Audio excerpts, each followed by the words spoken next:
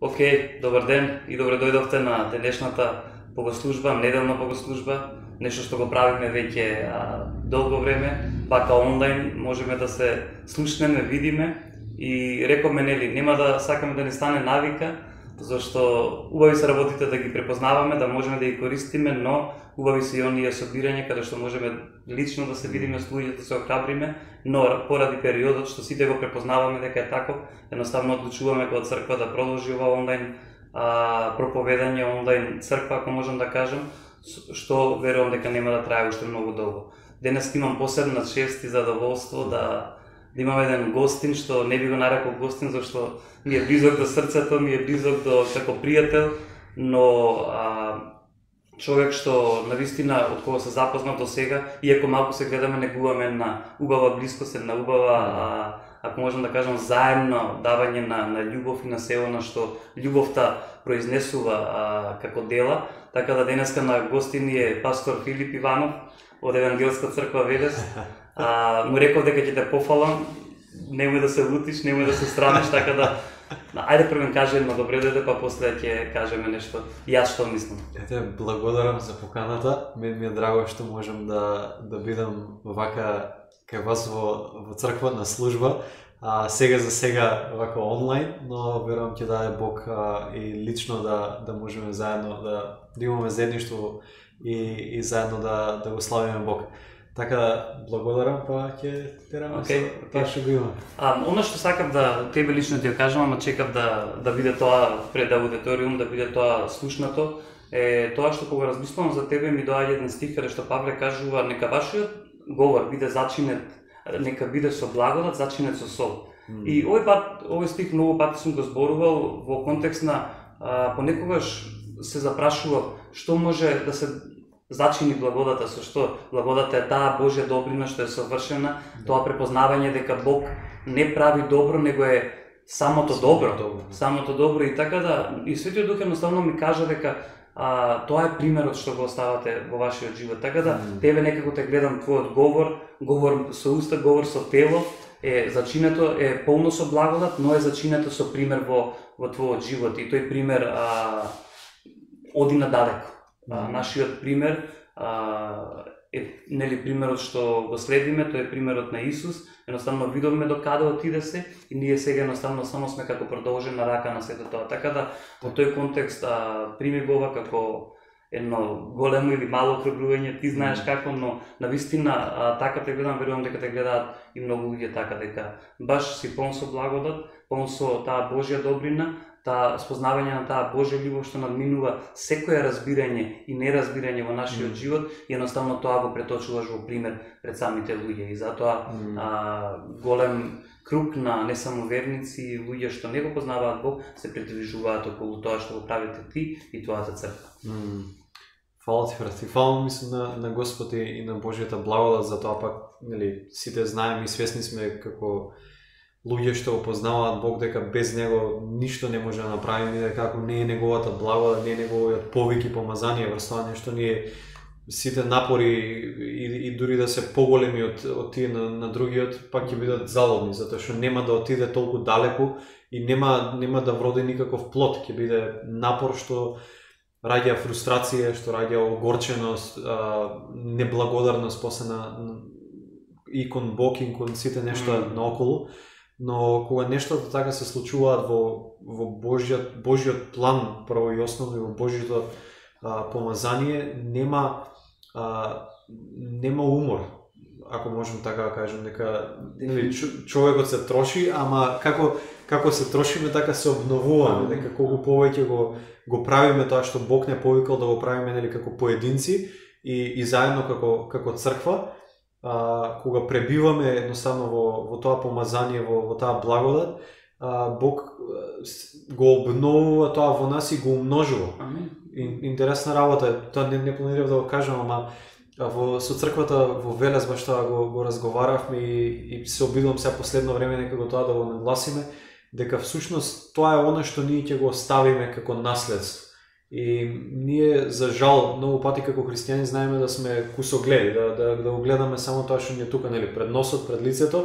И сега тука, ако не се случи тоа или ако нема ефект како што ние сме замислувале да има или не, или не знам, тој човек не дојде до Христос и тоа не се случи вака така, као ништо не било. Додека јас верувам треба да гледаме тоа наследство што ќе го оставиме позади, тој пример, таа благодат, тоа помазание, тој начин како ги правиме нештата, дека тоа е вистинската вредност на крајот на краиштата. Тоа го земаме со нас, нели, пред Господа еден ден, ама од друга страна па и тоа е единственото што го оставаме тука позади нас. Колку и да е и во средства и во храна, дури самите нешта што сме направиле како дела, тие се сега и готово поминале. Ако си го нахранил некој, си го направил тоа, ама утре па ќе биде гладен. И сите тие нешта, ама чинот, самиот чин што си го направил, нешто образувало во нас, што тоа нешто ќе го земеме со нас. Нема да го земеме, да земеме храната или парите или што и да е самото нешто, ама тоа што се случило во тој момент, тоа го земаме, а од друга страна па чудесно тоа и го оставаме.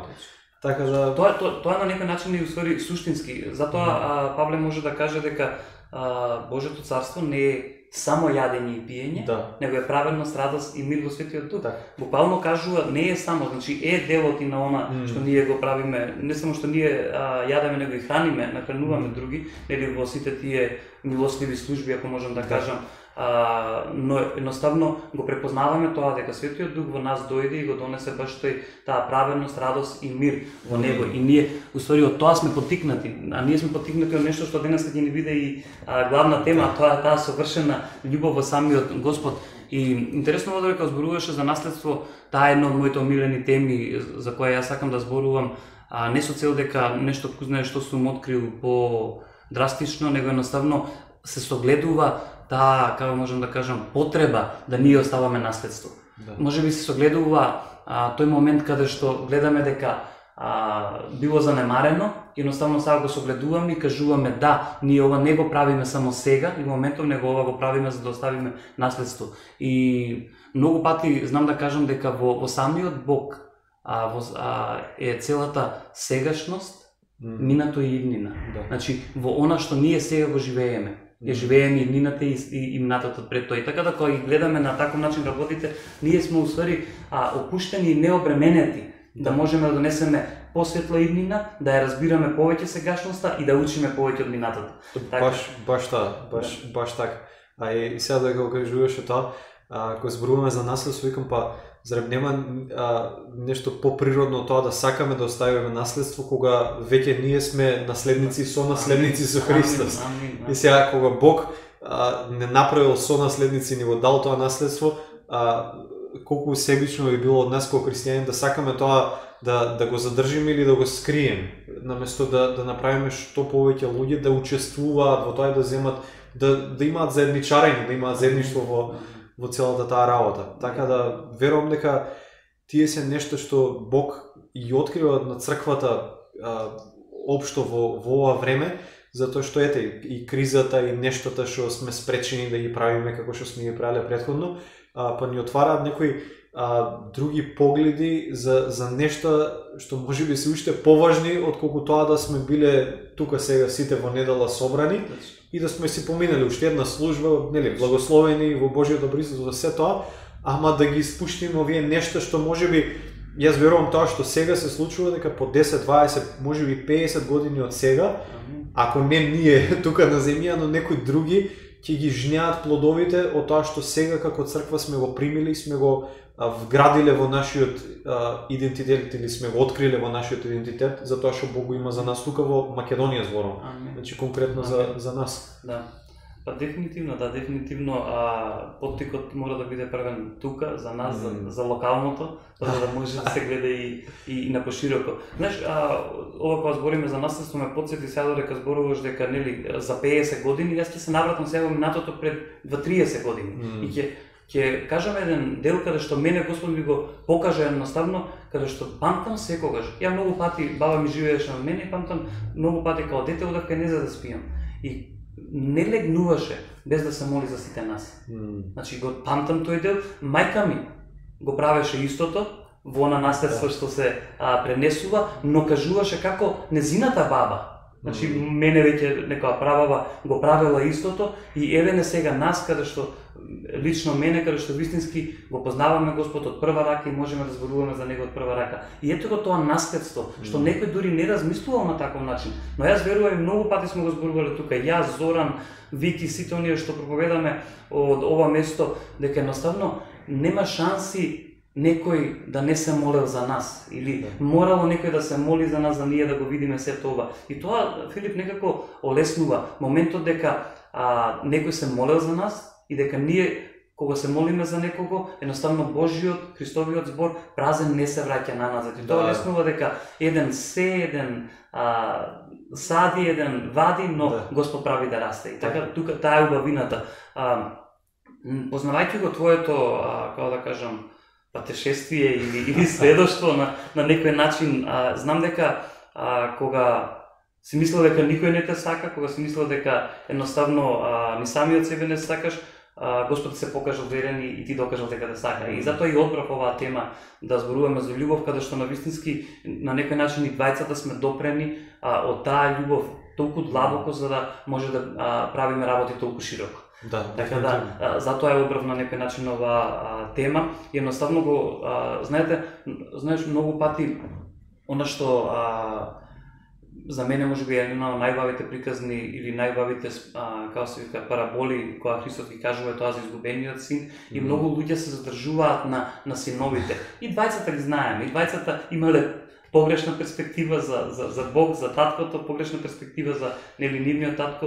Едниот мислел дека се е негово, па треба да си оди, другиот останал таму, ама го мислел како некој што е судија, кадија и едноставно така и се требало да заработи, така и се однесувал со него, но мене нешто што ме длабоко интегрира, нешто што длабоко ме допрело е таа таткова љубов што таткото е покажува во оваа цела приказна. Знаеш, уште кога го читав пред некое време, го кажав пред некое време на Аврелија Августин, со една реченица ја објаснува целата приказна на многу убав начин, кога кажува, вика, ти како нежен татко му даде на твојот син се што ти побара, за уште понежен да го чекаш да се врати. И огледаме тоа, огледаме оној дел каде што во еврејската култура не било замисливо татко да се стрча кон синот. Таткото се занемарува, сета традиција, се оно што се гаело, нормите го приева таа сукња и трча кон синот да го пушти. И не сака ни дури да слушне за нешто за што знае дека веќе срцето му се покаяло. Таа е таа љубов што ме допре мене, што те допре тебе, што ме допре секој нешто. Што не врати дома, кај отец. Што не врати дома. Интересно како и се поврзува со тоа што почнавме да зборуваме за наследство. Сега првпат така го погледнав кога дека зборуваше дека всушност сите усилби на таткото, сета љубов на таткото си, па дури сето страдање на таткото, на татковото срце, затоа што едниот син замина, а другиот син иако беше тука беше исто изгубен како тој што замина, дека сето страдање, сета желба, сета љубов, сите усилби на таткото беа во правец и во насока да направи синови наследници. Да имотот, тој беше веќе нивен, тоа беше веќе нивно, но да во тоа заедништво, вистинско заедништво, вистинска љубов, вистинско пребивање во љубовта на отецот, да ги направи вистински наследници, затоа што им го оставил во наследство да им биде од полза и да биде на благослов, а да не биде едниот да предизвика да замене во разврат, а другиот пак да го направи роб, иако е син. Да живее како слуга, како наемник. Така да, верувам дека и Божјата љубов за денес за нас, еден аспект од Божјата љубов е во таа насока да ја направи вистински наследници на тоа што тој веќе по благодат ни го даде. Да не научи во тоа заедништво со него, како да не да бидеме верни слуги на тоа, иако го има таа димензија на други места во писмото, туку да бидеме верни синови. На крајот на криштото сме верни на тоа што е на нашиот Отец Небесен, на тоа што е веќе наш. Не сме верни на туѓо или над над некој суров господар, туку на тоа што Бог во неговата љубов ни го дари. Тоа е тоа. Тоа е уствари тој идентитет, Филип, за кој збориме. Инаку да знаеш дека кај нас многу пати се случува да едноставно имаме тема, ама след тоа се преплете со и оди, иако е нели многу исполнително едното и другото, но баш е тоа водство. Јас самиот на почеток нели ти кажав, едноставно биди слободен, тоа што Господ ти го става и дури да е во моментот, Светиот Дух е таа убавината ствари на Светиот Дух што во моментот зборува за да можат да на вистински начин луѓето бидат охрабрени. Ја верувам дека едноставно проповедите се тука да бидеме охрабрени, да бидеме утешени, да бидеме подбутнати, но не верувам дека целосно може да промена живот. Иако имаат таа димензија, понекогаш едноставно да чукнат на срцето на човекот да рече да, ова ќе го земам како животот да ми зависи од тоа и едноставно така ќе го и применам.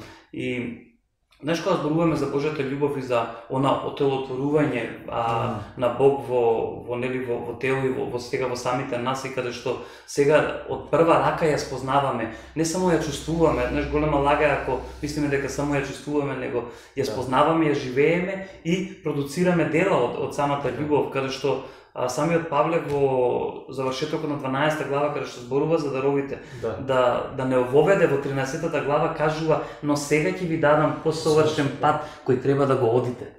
И никако љубовта не е изговор за мрзеливост, ако можам да кажам. Никако љубовта не е изговор за нашите каприци или за нашите секој неви, ако можам, него напротив Павле едноставно повикува за нашата летаргичност, дефинитивно едноставно повикува на тоа да ви е дадена за да одите, за да чекорите во сето ова. И љубовта е можеби најактивното нешто во Божјото царство. И во Божјото царство е се активно, дури и мирот.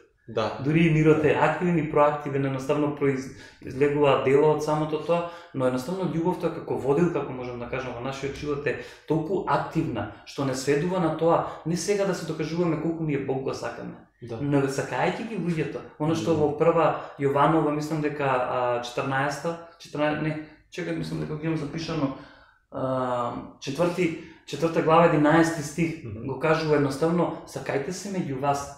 И така ќе покажувате љубовта Божја што имате. Така да, ако се надаваме, тоа значи дека никогаш нема да го сакаме повеќе ние Бог кога што не сака нас. Него едноставно покажувајќи љубовта меѓу нас, меѓу луѓето околу нас, а верни, неверни не разликуваме, него напротив ја даваме таа љубов, на таков начин покажуваме. И овде ќе го поврземе оној дел каде што Исус кажува, ако некој оди достави жртва и ако му текне дека не е смирен со својот брат, нека се врати и нека се смири. Јас сакам милост, а не сакам жртва. Па тука тоа што го спомна за отелотворувањето, јас во црква кој знае колку пати и на многу места тоа сум го кажувал дека ние како христијани, сега откако Бог се воплоти, откако Христос дојде на земјата, ние немаме луксус да филозофираме за љубовта и да зборуваме за љубовта како нешто апстрактно, како нешто, како некој поим кој го има, кој го нема, како да е предмет на дебата. Значи, нели Јован, апостолот на љубовта во првото послание, го почнува посланието и вика овие нешта ги зборуваме за словото на животот, нештата што со своите очи ги видовме, со своите уши ги слушнавме, со своите раце ги опипавме. У смисла за Јован, за христијаните, за секој од нас што има таков вистински опит, вистинско искуство со Христос, веќе не се работи за нешто што мене филозофски или не знам теолошки ме фасцинирали, сега ја припаѓам ваму или припаѓам таму, па на таа теолошка школа, на оваа теолошка школа или правец. Туку љубовта е нешто опипливо, е нешто што може да се види, да се чуе. Јас за црквата во Велес и општо е тоа предизвикам луѓе да не им зборуваме на луѓето за Божјата љубов, ако после тоа не можеме да им речеме слушај, дојди да ја видиш, дојди да ја чуеш, дојди да ја вкусиш, дојди да ја опипаш. Во смисла да кога и да човек посака и да види, да има нешто што ќе може да го опипа, да се фати. Ако на крајот на криштата Христос додека чекореше по земјата, луѓето можеа да се фатат за него и да примат неговата сила, исцеление и благодати и сите нешта, тогаш верувам дека денес како Христос навистина пребива во неговата црква, ако ние сме телото Христово, тогаш треба човек да дојде да може да се фати до нас и истата таа сила, истата таа благодат, истата таа љубов, истото таа исцеление да протече и да го промени човекот, да го вкуси тоа нешто. И тука љубовта, како ние што ја замислуваме многу пати како тоа она топло чувство, не знам, топло кебе што не обвива и се тоа е супер и тоа си има, нели, фалмо на Господ за тие моменти кога не исцелува, кога не трга бремења од нас и сите нешта. Ама ја сакам да спомнаме момент на љубовта, што ја верувам дека таа татковската љубов, што се манифестираше и се отелотвори во Христос, каде што има неколку места кога доаѓаат луѓе во потреба кај Исус, дали лепрозниот, дали самаријанката, дали било кој доаѓа кај него и вика Христос му се смилува и го, нели, ја протегна раката, го допре, го исцели. И сега, нели, тој збор му се смилува, ние некако во нашиот јазик ќе го видиш човекот у потреба, ќе ви падне жал и ајде, знаеш, ќе брцнеш, ајде, од жал, знаеш, и така нешто.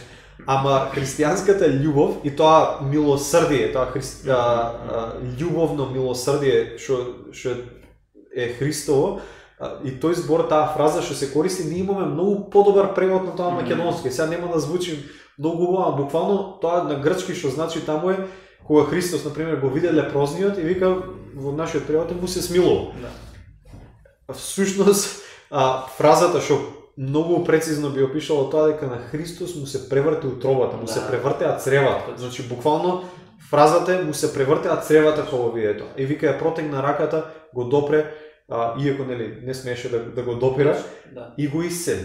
И таа љубовта Божја во нас, што нема само нас да не направи свесни дека сме прифатени, дека сме љубени, дека сме оправдани, дека ни е простено, туку некој пат истата таа љубов, значи не е тоа некој друг степен, друга љубов, истата таа љубов ќе направи да нешто толку во нас длабоко се потресе, да не можеме да продолжиме понатаму, а да не направиме нешто во врска со ова. Дали со некој брат, со некоја сестра, со некој човек во потреба, со некоја ситуација, со нешто, буквално таа љубов во нас да го возмути, го разбуричка духот во нас и да речеме, слушај, не можам да поминам, да го туку така да се сожалам, ајде, ќе биде во тоа и да си продолжам понатаму. Не, ова нешто мора да се случи, мора да се промени, мора да се исцели, мора да се помири, да се обнови, затоа што љубовта во нас го предизвикува тоа. И не е тоа човечко сожалување, не е човечка емпатија дури, не е човечка хуманост, затоа што нели сите тие нешта добри сами по себе или како и да е, имаат граници, но додека Божјата љубов нема граници. И нема пресметка, нема толку имаме буџет, толку имаме ресурси, толку можеме. Божјата љубов отиде до крај, отиде до крстот, отиде, ако сакаме сега малку подлабоко, отиде до пеколот после слезе. Значи нема длабочина на човечкото страдање и темнината на овој свет и на пеколот, ако сакаме така, до која Божјата љубов не слезе за нас да не избави, да не спаси. И сега, од каде ова за нас у црква, не знам за вас, ама веројатно тоа е човечката природа. Не знам од каде тој страв и од каде таа, како да кажам, значи треба да бидеме разумни сето тоа. Ама од каде таа пресметливост и калкулација кога се работи за нашиот ближен. Во смисла, има некој во потреба, има некој што страда, има некој што, значи, сериозни, реални нешта, и ние се уште во нас, затоа што Божјата љубов веројатно нема освоено сите области во нашиот ум, целосно или во нашето срце, викаме, чека, окей, ама ако направиме тоа сега за нив или за тој, ама ќе имаме ли да платиме кирија за црквата следниот месец, ама ќе имаме ли за сметки, ќе имаме... Ја викам, луѓе, викам, како, значи, од тоа покажува дека е Божјата љубов во нас. Исус не рече, чекај, дај да направам ја есап, да видам колку ќе ме кошта спасението на Филип и на Или и на сите што слушаа, па дали ми се исплати. Во љубовта нема пресметливост, таа е таква непресметлива љубов кај што нема запирање, додека затоа што целта не е ни само да се направи нешто, целта на љубовта е другата личност, да се има другата личност за своја, за ближен, за брат, за сестра, за син, за ќерка, за што и да си има заедништво со другата личност. И уште нешто друго ќе додам, ово оди и над тие човечки димензии и нештото што можеме, нели, сега целосно да не можеме тие нешто целосно сега да имаме увид, се уште гледаме загадочно како што вели апостол Павле, нели, Бог е љубов. Значи суштината на Бог е љубовта. Ја викам, Бог, Света Тројца, нели, Отецот, Синот и Светиот Дух, од вечноста или во вечноста го имаат тоа заедништво во Света Тројца, во љубовта. И Бог го остварува своето суштествување, своето постоење, нели, пак користиме човечки јазик тука, во заедница на љубовта. Значи, Бог постои во заедница на љубовта. Од каде ли нас некоја луда идеја дека ние можеме да постоиме на начин како што Бог сака да постоиме надвор од заедница на љубовта. Не можеме ни дури како партнери, бизнис партнери, ниту како колеги, ниту не знам како што да направиме било која друга заедница. Дори како брачни партнери. Да, ако не е заедница на љубовта, едноставно тоа ќе има многу ќе има минливо постоење, ако можам така да кажам. А се што е во заедница на љубовта, во која Бог, нели, во Христос не приклучи во таа заедница на љубовта, е за тоа знам дека вечно ќе постои. И дека не е само сега и тука, и не е само од интерес. Оти, нели, ја ќе проповедам тука, па ќе доеш ти у Велес да ни проповедаш, па утре ќе се најдеме за нешто што, нели, оваа црква на таа црква, не, тоа е заедница на љубовта што ги надминува моменталните. Иако ги трансформира, ги преобразува и ги облагодетува моменталните состојби и ситуации.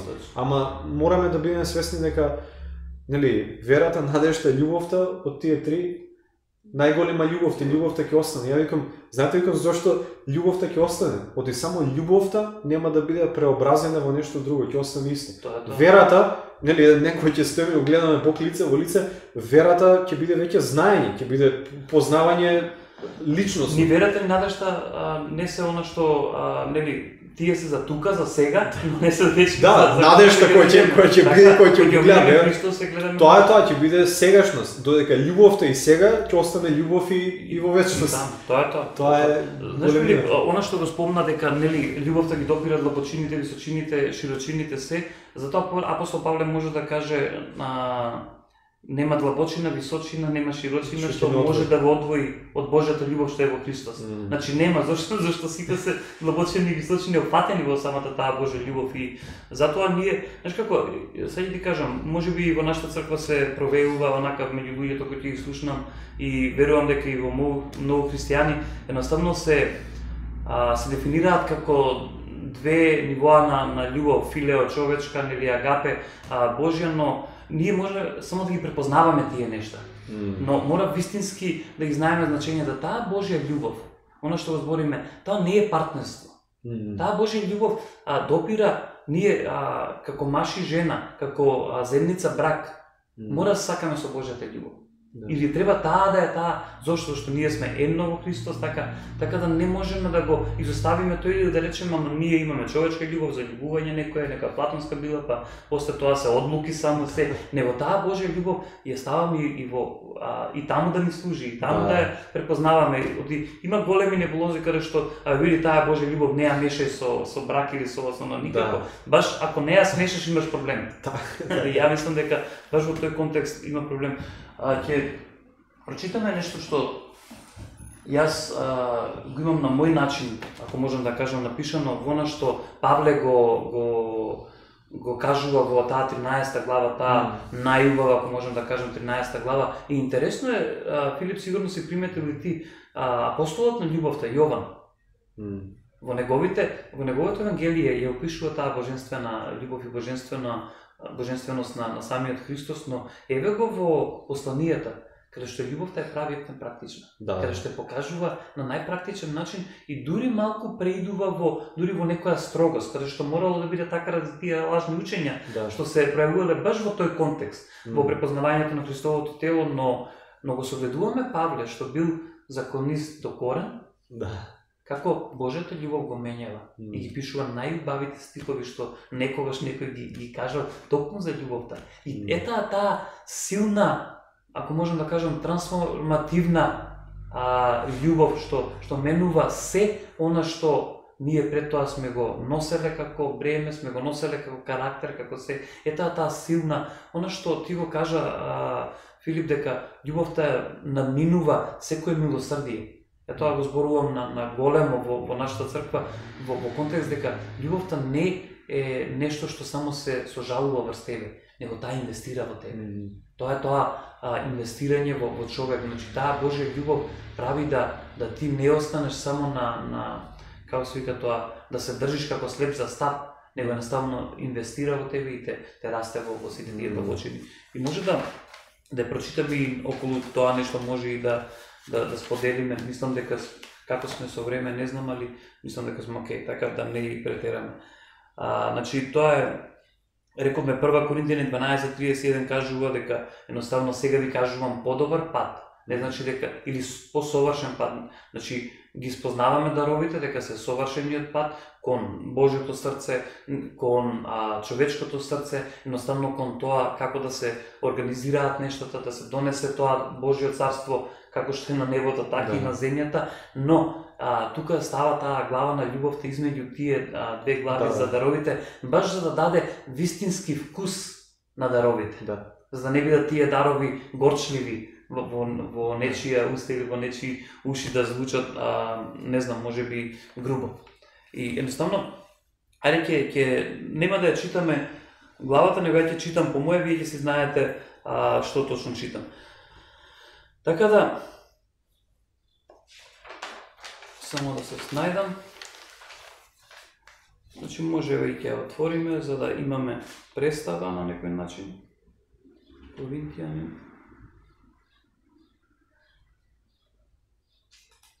13.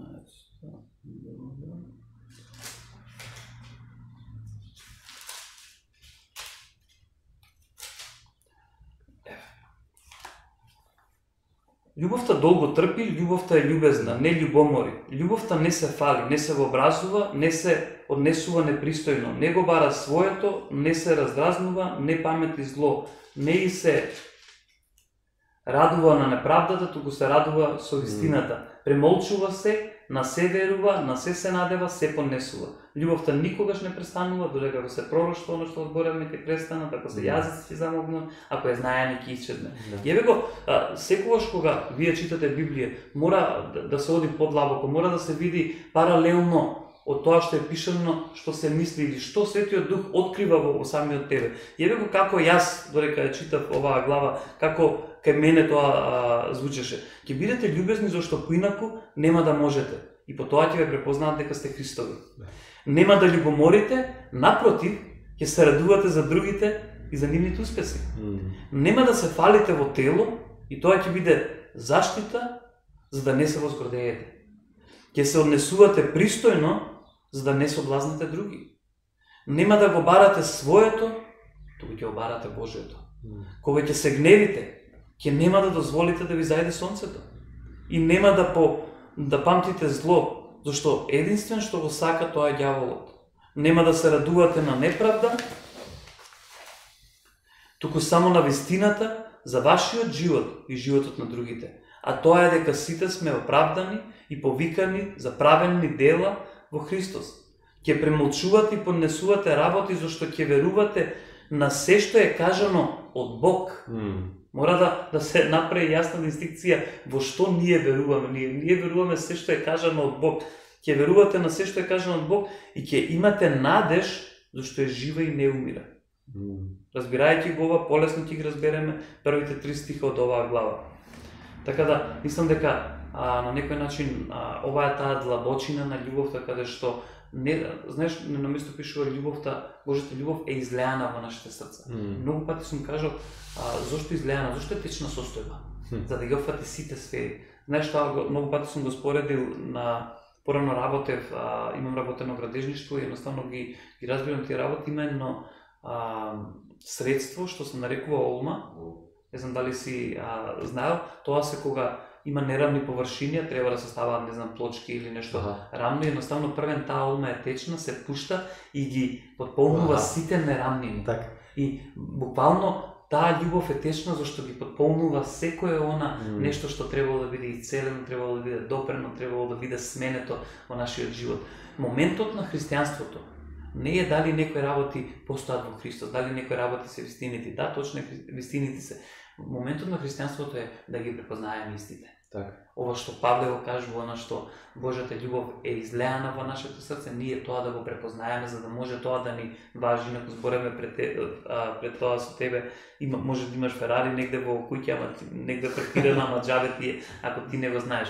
Џабе ако ние не ги препознаваме овие работи што се во Христос. И Павле додава на тоа, каде што кажува, јас сега се трудам да го достигнам она од што веќе сме достигнали.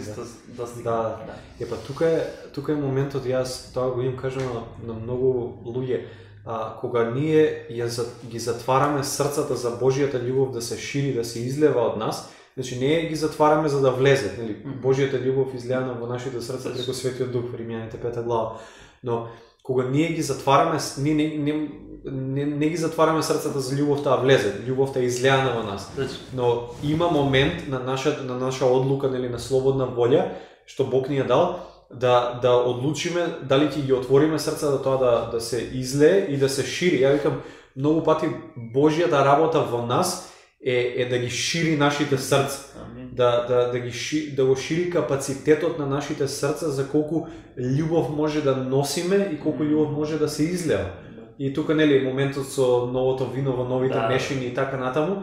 Е сега интересен, пред некој време го кажував кај нас, факт е тоа, нели, кога зборуваме за ново вино во нови мешини, нели, обично тоа што го имаме на ум, старите наши срца, доаѓаме кај Христос, ни дава нови срца и тука е се завршува. Ново вино, нели, па Бог го излева Светиот Дух во нашите срца, ново вино во нови мешини, нови созданија сме, нели. Нови и се тоа. Е сега што правиме? Што ние сите ја знаеме таа реалност и сме свесни за таа, ама некако ја буткаме по страна, што тоа и новите срца заради наша негрижа и наше летаргија или што и да е, знаат да стврднат. И сега што правиме? Бог пак ли треба да ни даде нови срца? Пак ли треба одново? Има еден интересен момент што се случувало со тие мешини во тоа време, што они не земале цело време нови мешини, немале сите луѓе цело време луксус, за цело време ги менуваа. Туку ги зимале тие мешини што биле направени од кожа, ги потопувале во вода да омекнат, пак да се рашират и кога ќе ги изведат, ги премачкувале со масло да се врати еластицитетот. Ја викам, што прави Бог со христијаните, веќе имаме нови срца, а сме го затвориле срцето за братот. Апостол Јован, нели, строго кога зборува, вика, како може, вика, некој да го види братот во потреба, ако го затвори срцето, како Божјата љубов ќе остане во него. Што значи, постои таа можност, што не предупредува писмото. И што Бог прави? Одново, не ни дава нови срца, веќе ни се нови срца, ама ги потопува во таа водна бања на Словото, како што се вели, да одново преку проповедањето на Словото, преку слушањето на Словото, да Бог одново почне да ги омекнува нашите срца, да ги шири, да го врати еластицитетот, да го врати, да го шири капацитетот на тоа што веќе биле способни. И да не премачка, нели, со масло кој символ за Светиот Дух, за да може Бог одново да излее поголема мера или таа мера во нас да се излева. И тука доаѓаме на тој момент. Дали ќе одлучиме или ќе се лишиме себе си? За жал многу пати ние знаеме да се лишиме себе си од нештата што Бог ги спремал за нас или чудата што Бог сака преку нас да ги направи, само заради тоа нешто. Само затоа што нема да дозволиме љубовта да не бутне таму каде што со човечки разум и човечки мисли не би отишле. Има страх, нели, има тоа. Еве, сега живееме у свет на коронавирус, на сите тие нешта. Тоа што е симптоматично, ја читав црквена историја. Значи, црквата не е прв пат да живее у време на чума. И тоа какви чуми имало, реални, кај што луѓе стварно биле покосувани. Што немало простор да кажеш, абе ова не постои. И не се прележувале тие работи. Значи, тука, нели? Немало респиратори. Ни респиратори, ни маски имали, ништо. Тоа што имало повеќе такви моменти времето на Мартин Лутер и сите, и гледаме како и они знаеле и за дистанца, и за дезинфекција, тие нешто, значи не биле они неандерталци. Но, еден момент што мене тука за Божјата љубов, викам, Господи, докај ќе одиме ние со ова, за раната црква кога имало чуми во тоа време, од време на време цели царства нели биле зафаќани. Христијаните и тоа нехристијански историчари тоа го запишуваат, секуларни во денешно време бидеме наречени. Христијаните биле единствените луѓе што кога еден град ќе го фати чума и нели сите што можеле да избегаат бегале од тој град, христијаните биле единствените луѓе што влегувале во тој град. Да им служат на тие што биле болни, да им помагаат на тие што умирале буквално. И интересна работа, нели ние би сакале сите секој време да завршат сите приказни флегли христијани, сите се исцелиле градот тоа. Но Римското царство било освоено од христијанската љубов, што била пожртвувана љубов за ближниот. И овие историчари пишуваат, вика, добро, има една секта наши термини, вика, има една сорта народ, чуден народ, вика, што кога сите бегаат од чумата, вика, некој од нив одеа на тие места, вика, да им служат, вика, на нашите што умираат. Што значи, тие, ако биле од исто племе, иста националност, како и да биле поврзани, се отуѓувале едни од други заради чумата, доека христијаните што можеби живееле на друго место или имале луксус да се отргнат, тие во тоа време оделе во жариштето. И сега ја не викам да бидеме неразумни и да нели да тоа нешто, но треба ние да се замислиме како поединци и како црква, добро, како денеска во времеето на пандемија, како можеме да ја покажеме таа Божја љубов, кога луѓе се отуѓуваат, како ние може да се приближиме, да им служиме на другите. Сега тогаш христијаните служиле на еден начин, ние денеска Божјата мудрост има други начини, ќе ни отвори други врати и патишта. Но љубовта не може да не се манифестира денес. Божјата љубов не е ставена на пауза ради пандемијата. Ма тоа е најголема заблуда, знаеш, ги затвориме црквите, мислам. Не, знаеш што ми е интересно? Викам, и тоа кај нас од црква кажав, ќе ми простите за директноста, викам, браќа и сестри, викам, ние немавме служби и 3 месеци и така натаму. Немавме служби, а црква, ја бев таму, црквата беше отворена, просторијата што имавме. Знаете што се случи? Мислам, таа свела што запој. Ние немавме служби, а во црквата доаѓаа повеќе нови луѓе од месеци заедно претходно на служби кога сме имали. Луѓе да доаѓаат да бараат помош, да нудат помош, да бараат молитва и чудесни сведоштва се случува за како луѓе се привлечени сега кон Христос. Ја викам, браќа и сестри, може би Бог требаше да ја затвори црквата за служби, да може да дојдат некои луѓе што пред тоа не идеа. И секој пат ако видиш дури и нас како христијани, викам, треба со радост да го понесеме тоа дека немаме служба. Дај да видиме Бог што ќе направи сега, немаме служба, ама има милион други начини што Бог може да направи нешто. Секој пат кога Бог, гледате низ Библијата, секој пат кога Бог сакал да се прослави и да допре луѓе во безбожнички царства, секој пат Божјиот народ требало да претрпе нешто одредено време.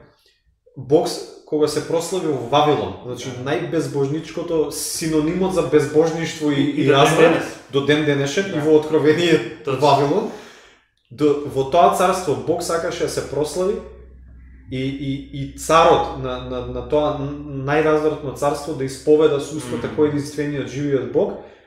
Што се случи, викам, браќи и сестри? Божјиот народ требаше да претрпе некој нешто. Божјите слуги требаше да претрпат одредени рестрикции, одредени враќање назад, setbacks, што би се рекло, одредени промена на нивниот живот, на нивниот начин на живот, на нивните, не знам, околности, гледишта и тие нешта, за во конечност Бог Израелев да се прослави на најмоќното царство во тоа време. И сега викам, ние не го гледаме тоа, ама викам, спремни ли сме како црква речеме, добро е, браќи и сестри, 3 месеци нема да бидеме сите на купче заедно, ама за овие 3 месеци да се спасат и да бидат благословени поише луѓе отколку 3 години уназад што сме били.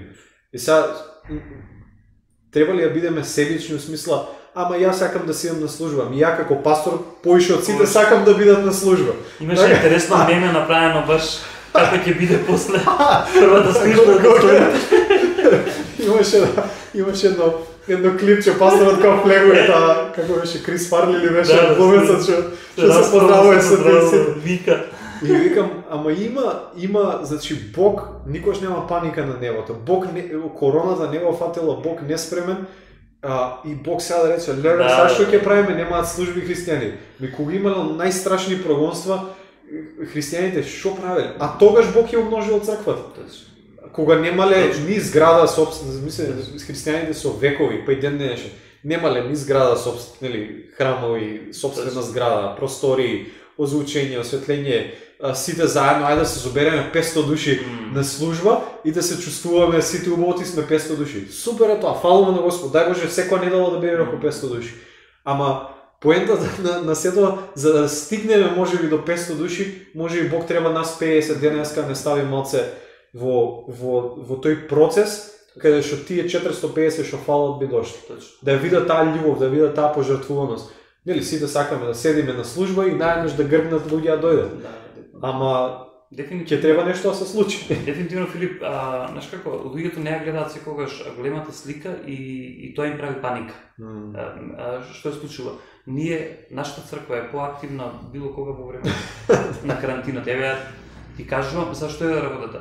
Слушаме ли луѓето, ајде да знаеш служба или ова што? Значи луѓето и гледаат тие само како можам да кажам неделните манифестации. Најжално е да живееш од недела за недела. Најжално, значи тоа, ако ти немаш што да правиш низ текот, или не согледуваш Божјото дело низ текот на неделата, од недела на недела ти ќе ги испуштиш нештата. Ќе бидеш само, како се вика тоа, наблюдуваш на нештата. Така да, таа Божја љубов уствари ти дава опција ти да заедничариш оној збор, многу ми се допаѓа тој збор, заедничариш со Бог, когаш и не си мислел, кога, знаеш, самиот Христос вика, ако си роб, тогаш во Христос си слободен. Но ако слободен, тогаш Христов роб си. Ги дава тие две опции да ти постојано заедничариш со него, постојано ти уживаш во тоа Божјо пребивање и такви нешта. Во контекст на овој тука не ќе завршуваме, Филип, ги согледуваме неколку она што и Мартин Лутер самиот го кажува, каде што вика ќе се вратам дома, ќе се покадам, ќе покадам, нели, ќе ги исправам акчињата, но ако за мојот брат треба да бидам тука, ќе бидам тука. И тоа е тој пример на она што пожртвуваност што ја кажуваме ние. Не слепа пожртвуваност, каде што сега ти покажуваш некоја духовност што фанатизам што е псевдодуховност, на некој начин лажна духовност, зашто Господ не го бара тоа, нас го кажаме на почетокот тоа, но таа пожртвуваност за браќата што е проследена дефинитивно со мудрост низ целиот тој пат, за тоа сме повикани. Извини. Едноставно мерило има. Дали тоа нешто е насочено кон мене или насочено кон ближниот? Значи, зошто ја сакам да верувам во Божјата заштита и во Божјата присутност и тоа за да идам на служби, за јас да идам на служби, за мене да ми биде убаво, за јас да бидам оној што ќе има бенефит и што ќе има полза од тоа нешто, или сакам да му верувам на Бог и да направам чекор на вера, тогаш кога треба и кога Бог отвара врата за полза на ближниот. Дали ќе бидеме свртени код црква према внатре, према нас и ќе му веруваме на Бог за нас или ќе се осмелиме му веруваме на Бог за надвор и за други. Посебно баш во тоа време на потреба. Да. И оно што го согледуваме, постојано на луѓето им зборувам, пази, луѓето надвор од црквата нема тоа да го разберат. И затоа ова не е ни наменето за нив. Ова што ќе го кажам сега е наменето стрикно за луѓето од црква. Цело време им кажувам дека карантинов донесе и тек ќе донесе многу добри нешта. Не вирусот. Не го поддржувам вирусот. Потполно прокламираме и се молиме цело време да едноставно сето тоа си оди, и не само тој вирус, сите оние болести од кои луѓето страдаат се, но зборам сега стрикно за карантинот. Карантинот ќе донесе многу добри нешта. Зошто го размислувам тоа?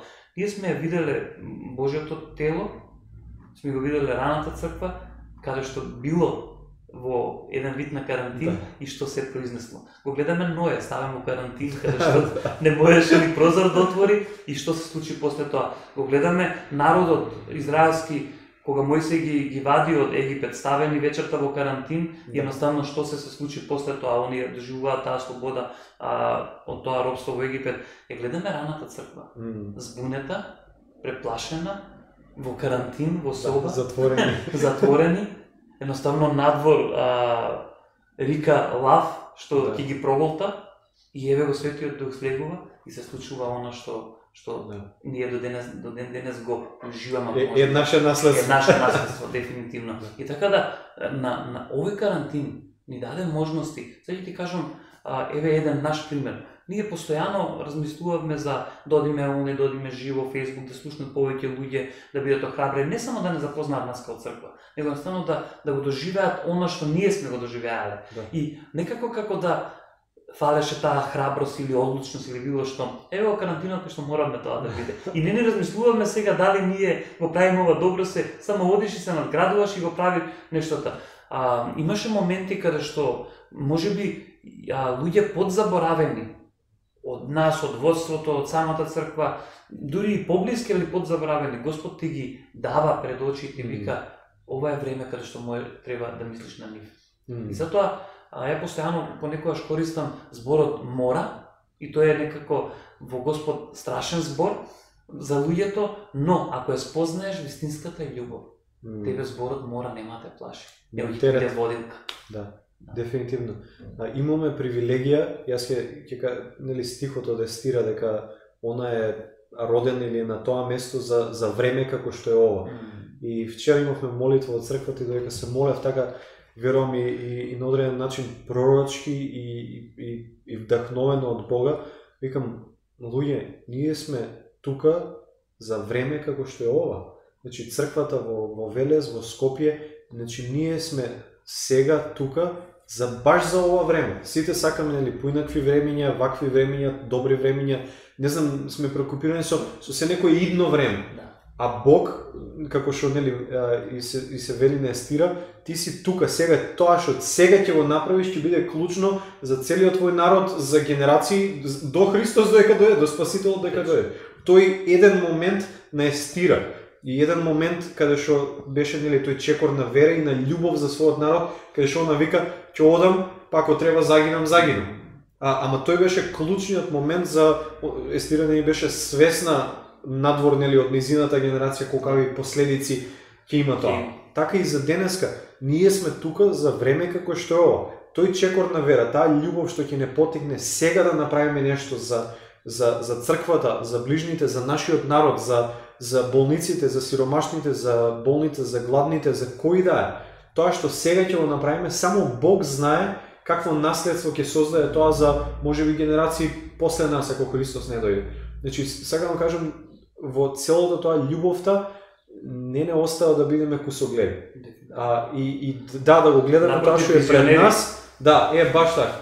Тоа е тоа. Така да нека навистина Божјата љубов ни го даде тој мир, дека Бог навистина не поставил тука за ова време, за вакво време, какво и да е, добро или лошо, кризно или не знам какво, сите нели и заговори и теории значи не знам, едноставно не знам. Но Божјата љубов го става иле пред мене денеска и он е објект на Божјата љубов денеска. Го става тој во потреба човек, тој е објект на Божјата љубов. Тој негде, не знам, овој или тој што правеле заговори, што прави, не знам, реално не знам. Значи нека права тоа, ја да го направам тоа што Бог мене би го дал да го направам. И Божјата љубов нема да не остави ниту бесплодни, ниту без мир, ниту без надеж, ниту без тие чуда и тие дела и таа манифестација на Божјата љубов. Напротив, многу ќе се умножуваат. Брат, на крај сакам како збор за твојата црква, иако можеби ќе биде и само потврда на сето ова, иако е можеби збор, ја пред тоа го кажав во нашата црква, збор за секој еден можеби христијанин што се наоѓа сега во оваа ситуација. Оваа ситуација не е нафати само нас, оваа ситуација е светска криза, едноставно, ако можам да кажам, така да не треба да се жадиме повеќе уште да нас нешто посебно не се случило или верата е нападната, никако верата само е предизвикана да биде уште посилна, уште појака. Оно што сакам да кажам, има Исус за две работи вика ова ќе го дознаат сите.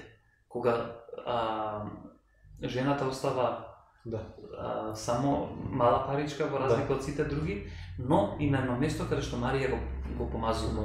Едноставно вика ова ќе секој народ ќе го дознае. Што сакам со ова да пренесам? Едноставно ја гледам твојата црква каде што ги прави двете нешта.